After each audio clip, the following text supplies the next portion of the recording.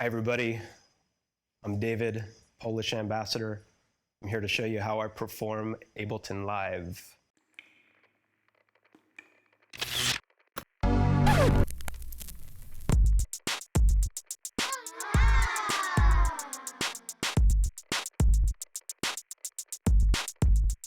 So yeah, my name is David, I'm the Polish ambassador. I got started making music, maybe back when I was in high school, like senior year. I got my first sampler, got my first synthesizer.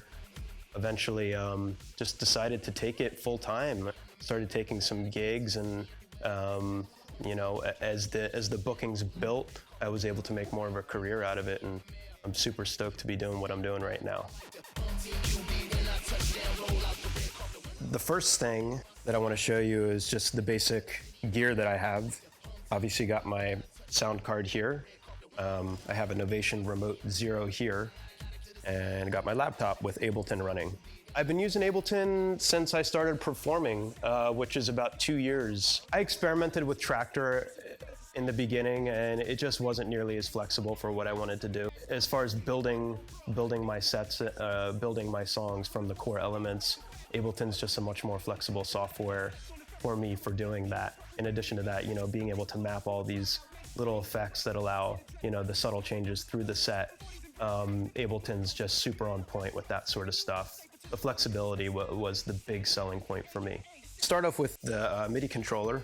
It's a Novation Remote Zero, and here I have 8 triggers, and they're all mapped to 8 tracks within my Ableton session. And I also have 8 faders here that are all mapped to the tracks that those triggers will essentially trigger. And up here I have all the effects that are auto-mapped to each individual track within Ableton. The colors are basically just for my own organizational purposes and my own quick reflex. They started off as more like a training for me. Now I kind of know where all the pads are, but if it's dark, it's sort of necessary for me to see, oh, okay, like yellow for me is bass, So I need to know like very quickly that I'm going to drop a bass line in, right? So if I go look at this, I want to be like, boom, yellow's right there.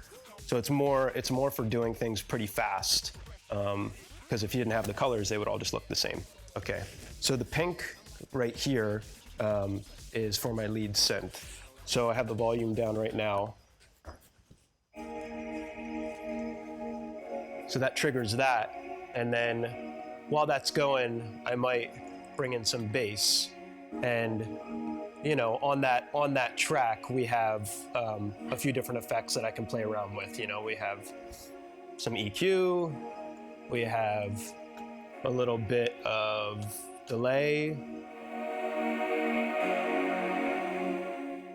we have a glitch effect.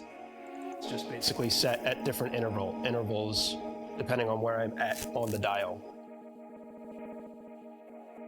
Within these folders right here are all the elements of my songs. So let's just pop this open for a second, bring these drums in, and maybe we just decide we want to take out the bass for sort of a subtle transition.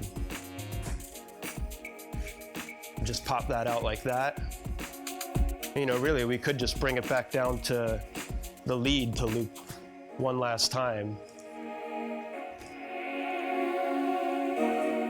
And then you have the new drums ready to go.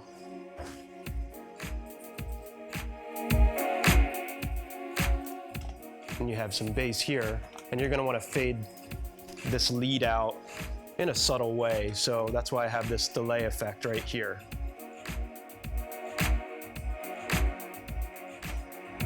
So there that goes. Let that ease out. Then let's bring in another lead.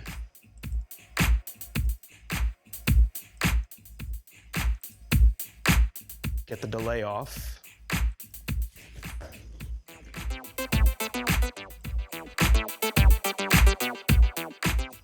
So now we've pretty much transitioned completely into a new song. Ultimately, like through an hour-and-a-half set, I run through probably, a few hundred clips. But at any given time when you're looking up here, it's like, oh, there's only you know, 1, 2, 3, 4, 5 clips running. The loops are anywhere from, let's see, 8 bars here to 2 bars here. And then if I bring in a vocal track, you know, that just is as long as the vocal track is, which could be 100, you know, 101, 102, it doesn't really matter. I think a lot of people really appreciate my transitions and the subtleties of my transitions. I would say, you know, a lot of times people will look up at me and you know, I'm twisting a knob or something, and you kind of really need to listen to what's going on. Like, I don't really have many effects that are, you know, I mean, I have effects on the master channel, but I don't have too many effects that are like, you know, ooh, like twist this effect and like, you know, the whole sound sort of just drops into this frenzy of glitch or anything. It's more, for me, it's more about subtlety, and it's more about like putting smaller elements on certain parts of the song, certain tracks, and then fading them in or fading them out, and then, you know, blending a set together that way. That's sort of the flexibility that it offers. You can, you know, people hear these songs online, or on, you know, on their iPod, but with this setup and the flexibility of it, I can basically just, you know, recreate all these songs on the fly.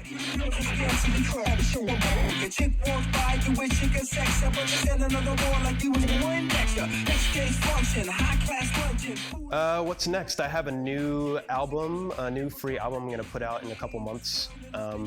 It's called Homeboys in Outer Space, and it's just 5 old school hip hop remixes. So it's sort of episode 2, which is the second EP. So there's the first one, which was episode 1, which is actually for free on my website right now. So you can grab that at thepolishambassador.com.